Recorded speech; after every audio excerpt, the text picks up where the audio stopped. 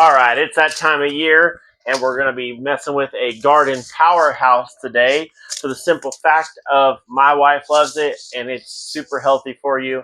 And if you're not eating greens, you probably should be. And that's going to be kale.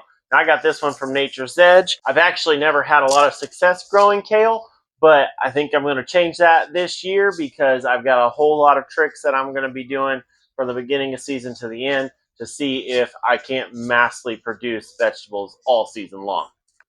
So when you're planting kale, you want it to be at least a ½ inch deep, and we're definitely going to be kind of close to that, but it doesn't have to be perfect. You can just do what you can do. So for the seed starting mix, we have Fox Farm Happy Frogs 4-inch mesh wire. I have a video for that. I'll put it down in the description if you want to learn how to make a sift so you can sift your own potting mix. And then the great thing about kale seeds is they're not super tiny. So we're going to go ahead, make sure that's a little doubled down there. Since they're not super tiny, go ahead and punch us some little holes.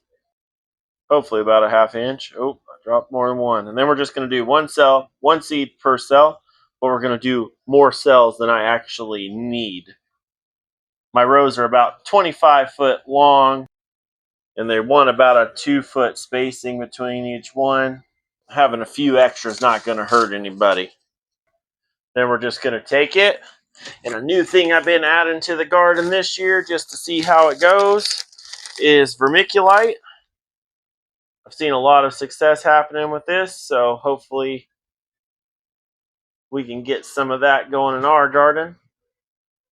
I've done kale direct sow, and it seemed to do really good. I want to be able to transplant it so that way I can get proper spacing and actually get a better jump start on it, because here in Illinois, zone 6B, 1 week it's 30 degrees, the next week it's 90, and it's just very unforgiving on plants that prefer cold. Because this is the Siberian dwarf kale. I gotta get that in that bucket. I almost dumped it the other day, and as fine as this is, it's going to be a freaking disaster. But it prefers colder weather, so you want to start it sooner, get it out in the ground sooner, and get it harvested as quickly as possible.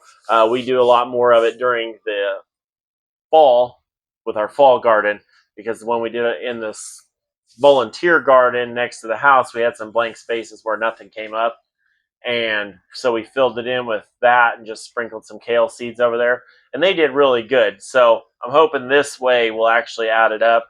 But since we have some extra, I might go ahead and do some direct seed in the main garden as well if this doesn't work out exactly the way I want it to. And then once you get your vermiculite done, you just put a little bit of water on it.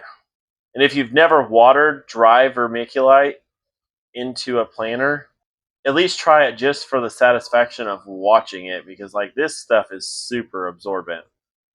And the other great news about vermiculite is they say you can actually start your seeds in it.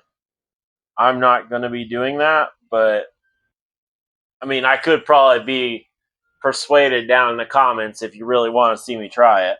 I am actually out of water. Crap. If you need a video on how to make high nitrogen fertilizer for some kale, because once they get up and going, I'll throw it over here.